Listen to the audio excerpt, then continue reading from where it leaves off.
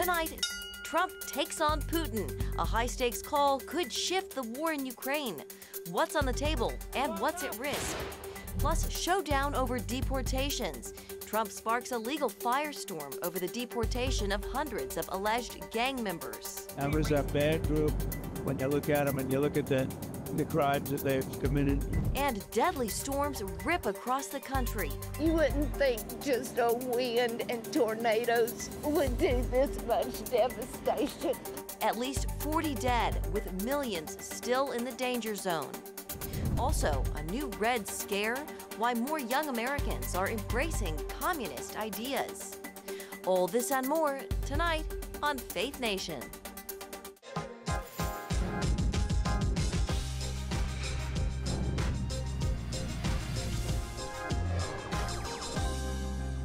Ukraine's future on the line tonight ahead of a phone call between President Trump and Vladimir Putin. Good evening in Washington, I'm Jenna Browder. A pivotal moment in the effort to end the war in Ukraine. President Trump announcing he will speak with Russian President Vladimir Putin tomorrow as the U.S. pushes for peace. National security correspondent Caitlin Burke joins us now with the latest. Caitlin, do we know what President Trump plans to address in this call? Jenna, speaking with reporters Sunday night on Air Force One, Trump said he thinks he's got a good chance at bringing the war in Ukraine to an end. He says his upcoming conversation with Putin will likely focus on the division of assets. We'll be talking about land, we'll be talking about power plants, because that's up, it's a big question. But I think we have a lot of it already discussed very much by both sides. President Trump will likely also be attempting to win Putin's support for a 30-day ceasefire, the plan already agreed to by Ukraine during a meeting in Saudi Arabia last week. Putin says Russia will support a ceasefire, but that more discussion is needed. He wants several demands met, including that the U.S. halt military aid to Kyiv and that Ukraine not use the pause to strengthen its defenses. Meanwhile, Ukrainian President Volodymyr Zelensky accuses Putin of dragging out the war and is urging allies to apply stronger pressure on Russia. The path to peace must begin unconditionally, and if Russia doesn't want this, then strong pressure must be applied until they do. Moscow understands one language. I ask you to talk to America, to President Trump, to help bring peace faster. This can happen through full sanctions, strong pressure, forcing Russia to make peace.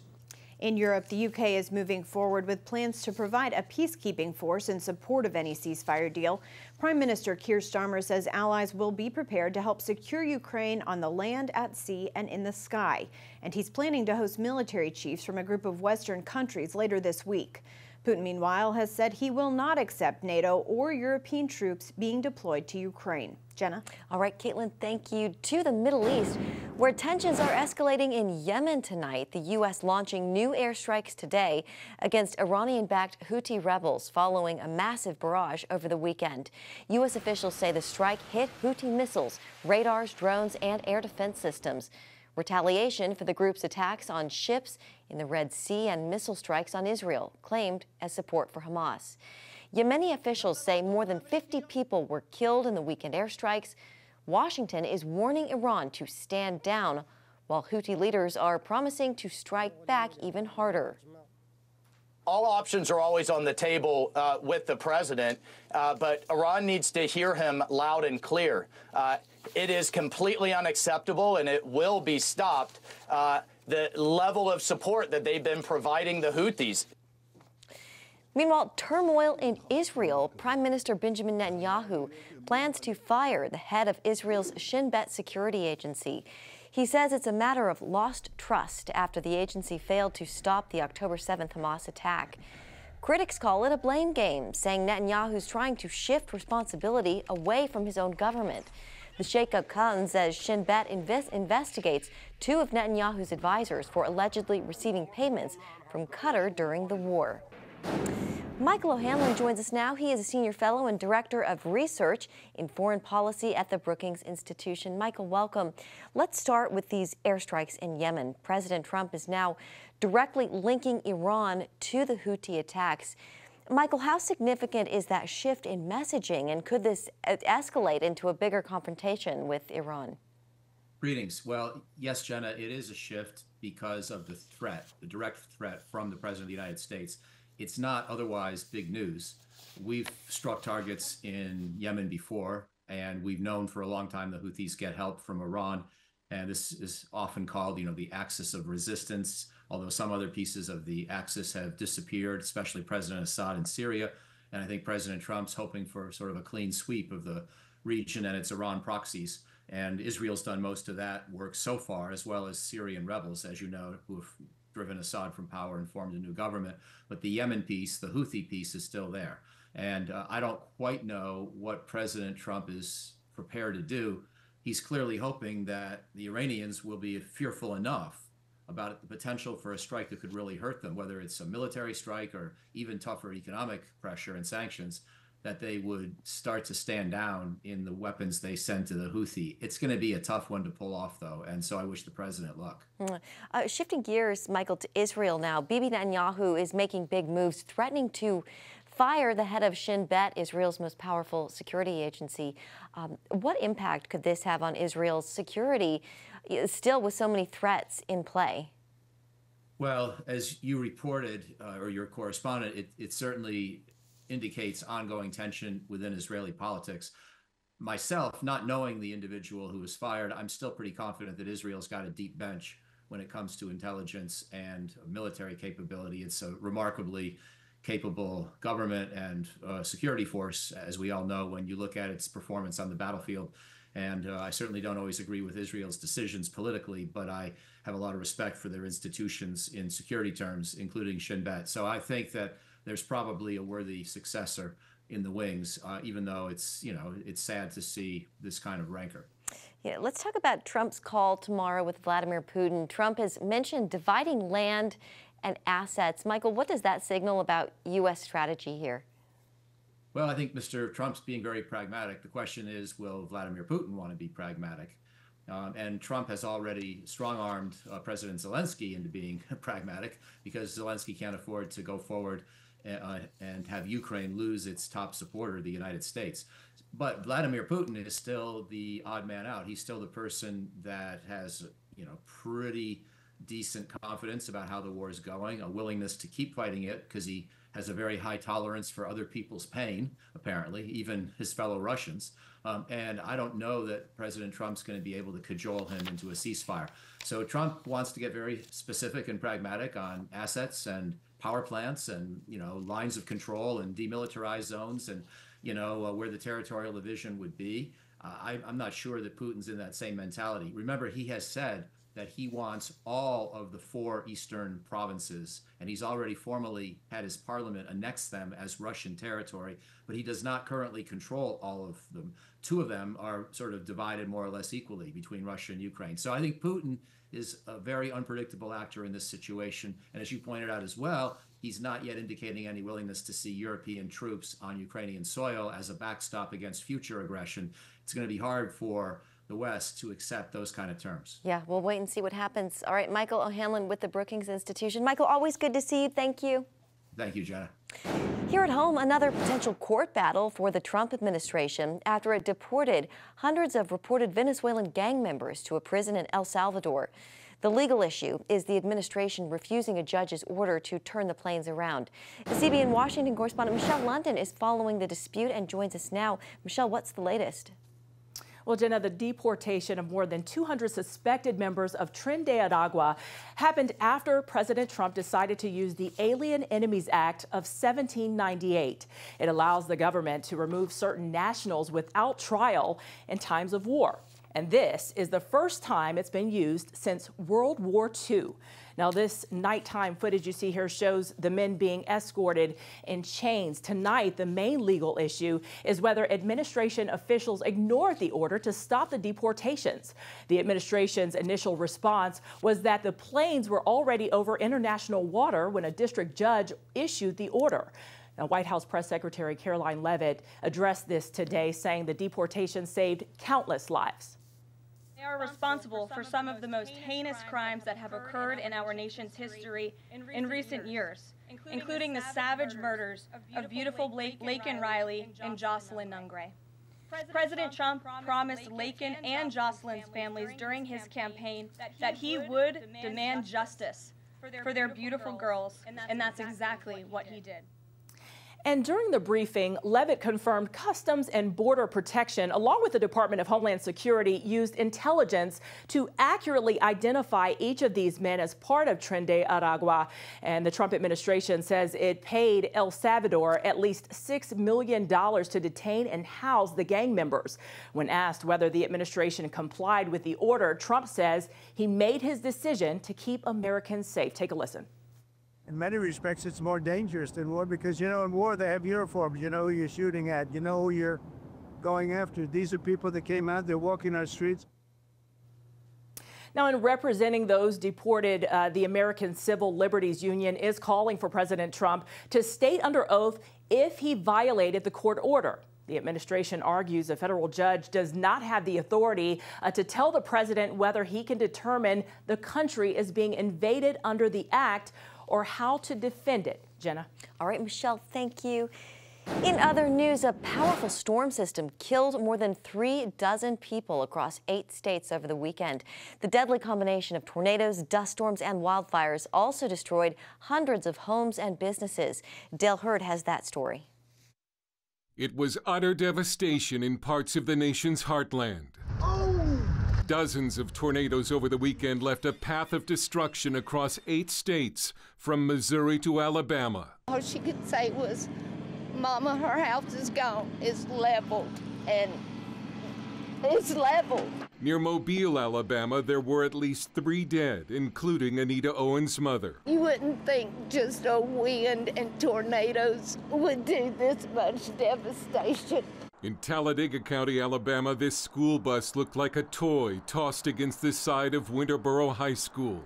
At this RV resort in Mississippi, miraculously, no one was hurt. In Georgia, a tornado was confirmed west of Atlanta. It sounded like a war zone. All you heard were things flying around, hitting the side of the house, glass shattering. In Arkansas, the National Guard was deployed after an EF3 tornado packing 165-mile-per-hour winds flattened buildings. You can feel the pressure, hear the intensity. The highest death toll was in Missouri, with at least a dozen lives lost. Something hit the side of the truck.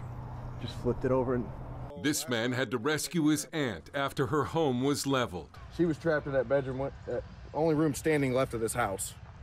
She was trapped in it. We got her out the window. We found a few bodies that was out in the field, a few deceased people. But it was a rough night. It was a really rough night.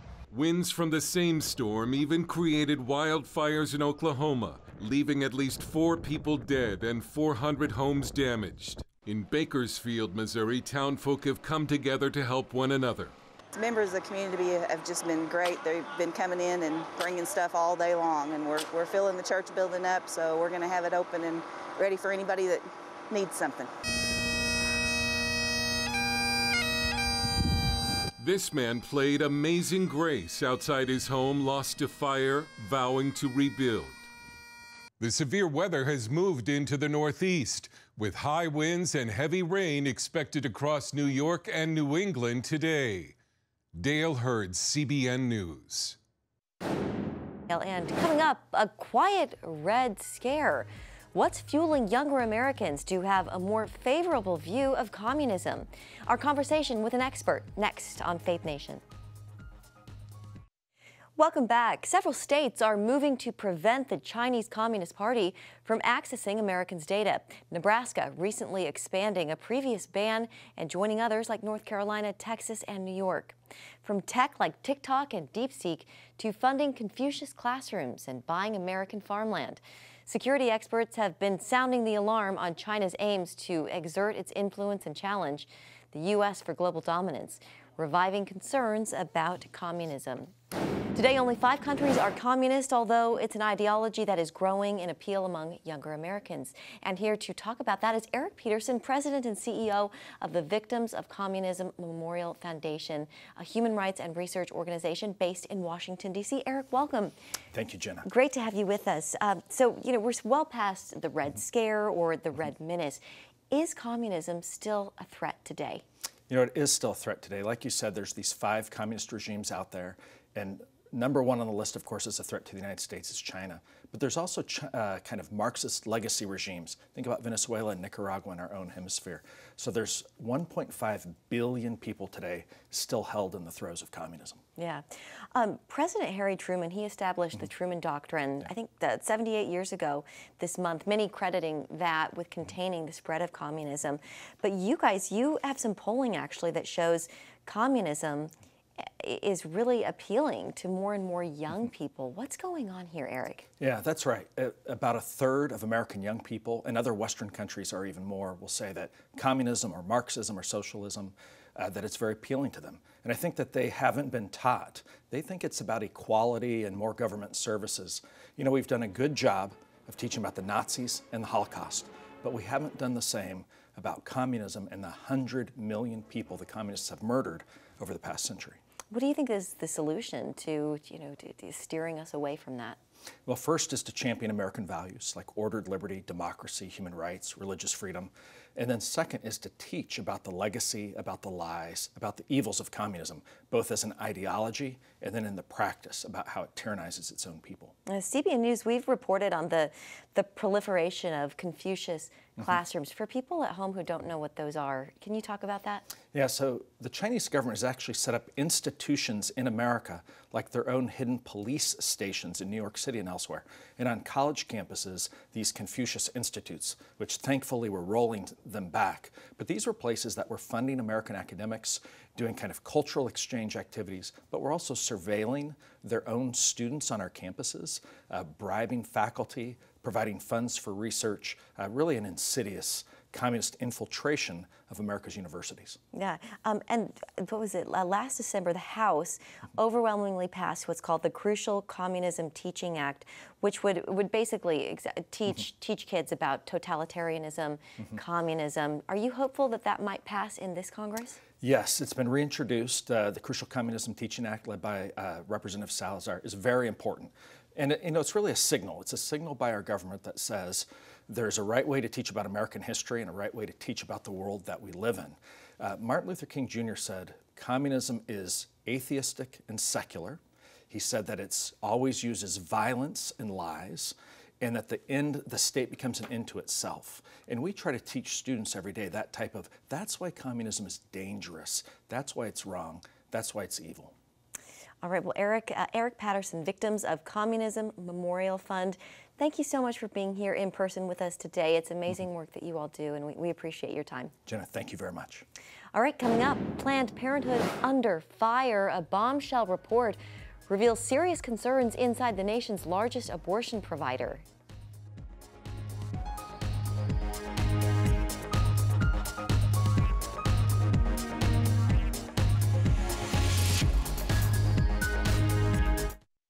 A bombshell report describes the abortion giant Planned Parenthood to be in crisis. A New York Times article cites botched abortions, failed procedures, and undertrained staff, causing clinics to struggle financially. As Charlene Aaron reports, the revelations mirror what pro-lifers have been saying for years. The report comes as Planned Parenthood clinics across the country are shutting down and facing a slew of lawsuits. Many say the future of the nation's leading abortion provider looks more uncertain than ever. The New York Times article highlights a number of complaints against Planned Parenthood, including the story of a woman who filed a malpractice suit after her experience at a clinic in Albany, New York. After undergoing a procedure for an abortion, she left, but later returned after experiencing severe pain. The clinic told her nothing was wrong and sent her back home. 12 weeks later, she delivered a baby that was alive, but later died. Such stories come as no surprise to those in the pro-life movement. This is how Planned Parenthood has run many of its businesses for years. And for those of us who are deep in the pro-life movement, we've seen this. Many point to financial corruption as well. In 2022, Planned Parenthood received $498 million in donations, but according to the Times, little of it goes towards health care. For years, pro-lifers have called for an end to taxpayer funding of the organization. The Southern Baptist Convention's Ethics and Religious Liberty Commission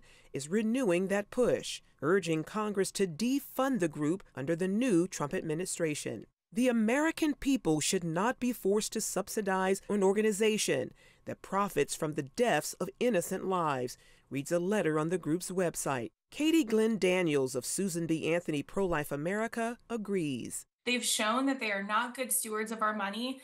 And there are millions of pro-life Americans and even millions of pro-choice Americans who say, I don't want my taxpayer money going to pay for abortions. The report also listed high turnover at Planned Parenthood clinics, lack of proper training for staff, and clinics in desperate need of upgrades and repairs. With a number of clinics closing, lawsuits piling up, and several states cutting Medicaid funding, some say Planned Parenthood may be losing its grip on the abortion industry. The writing should be on the wall. They receive $700 million in taxpayer funds. Planned Parenthood shouldn't be receiving a single dime in taxpayer funds. They are a corrupt abortion chain that should be shut down instead. Charlene Aaron, CBN News. Arlene, still ahead. Stranded NASA astronauts are headed home. Next on Faith Nation.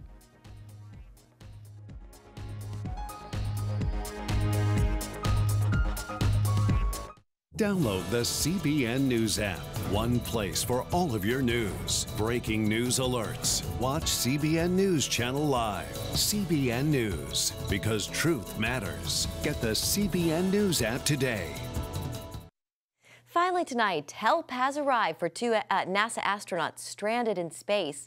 A crew of 4 SpaceX astronauts docked at the International Space Station on Sunday, where Butch Wilmore and Sonny Williams unexpectedly spent the last 9 months. The pair's week-long mission began last June, but their Boeing Starliner capsule encountered problems and couldn't return them to Earth, leaving the test pilots behind to wait for a SpaceX lift. The new crew will spend a few days learning how to operate the space station before the stranded pilots, along with 2 other astronauts, undock from the space station later this week and head home. And that is great news, great to see. We'll leave it on that note for this evening. Thank you so much for joining us this Monday and St. Patrick's Day. Have a great night and happy St. Patrick's Day.